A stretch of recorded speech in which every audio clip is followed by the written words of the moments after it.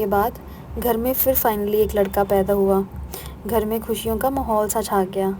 सभी ने कहा होगा कि अब तो फैमिली पूरी हो चुकी है, बट शायद भगवान को ये मंजूर न था। घर का इकलौता चिराग फिर बुझ गया। फिर मेरे पापा मम्मी पता नहीं कितने अंदर से टूटे होंगे, रोए होंगे, तड़पे होंगे अपनी औलाद को अपने सामने से ही जाता हुआ देखकर। और इस बार तो मानो उनका हौसला सा ही टूट गया होगा। पता नहीं कितना रोई होंगी मेरी मम्मी, कैसे खुद को संभाला होगा, कैसे खुद को मनाया होगा, कैसे ये एक्सेप्ट किया होगा कि जिसको पाने के लिए पूरी दुनिया के चक्कर लगाए, लोगों के ताने सुने, खुद को इतना कष्ट दिया, आज वही अपनी आंखों के सामने ना रहा। फिर तो जैसे उनके ऊपर दुखों का पहाड़ सा टूट गया होगा। और मेरे पापा, वो तो किसी के सामने अपना दुख भी साझा ना कर पाए होंगे। शायद कमरे के किसी कोने में वो भी छुप के रोते होंगे। मर्द जो ठहरे, किसी और के सामने रोना तो शोभा ही नहीं देता। फिर धीरे धीरे दोनों ने समय के साथ खुद को संभाला होगा।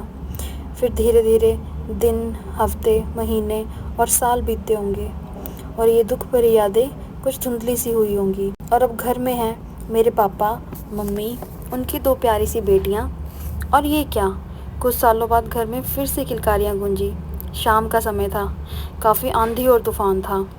बादल तो ऐसे गरजे मानो उसी दिन सारी बारिश हो जाती। इतना तूफान था कि पेड़ों से उनकी टहनियाँ अलग हो रही थी और सब कह रहे थे कि आज तो आपके घर में कान्हा जी आएंगे। वार्ड में जितनी भी लेडीज़ थी, सबके यहाँ लड़का ही पैदा हुआ था।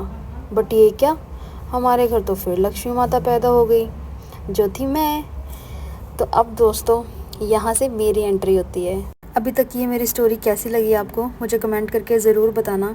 और जितने भी लड़कियों के पेरेंट्स हैं, उनके स्टोरी ज़रूर शेयर करना और मुझे कमेंट करके ज़रूर बताना कि क्या कभी आप लोगों के साथ भी ऐसा हुआ है जो मैंने स्टोरी में आप लोगों के साथ शेयर किया है। एंड इससे आगे की स्टोरी मैं आपसे अपनी नेक्स्ट पार्ट में शेयर करूँगी, सो उसे भी जाके ज़रूर देखना। एंड अभी देखो, आप लोगों के साथ बात करते करते मेरी सफाई भी सारी कंप्लीट हो गई है। चलो आपको दिखाती हूँ मैं कैसा लग रहा है मेरा फर्नीचर अभी।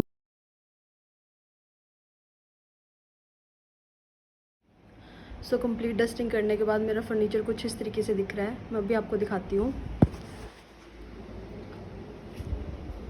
देखिए, ये है मेरा शैम्पू स्टेशन, जो कि बहुत ही अच्छे से शाइन कर रहा है, आप देख सकते हो।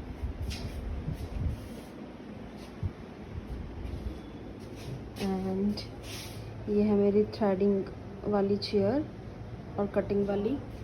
ये फर्स्ट चेयर है और ये है second chair. So just normally इस तरीके से डस्टिंग करके मेरी चेयर और जो भी मेरा ये ब्लैक फर्नीचर है अच्छे से चमक जाता है। Thanks for watching.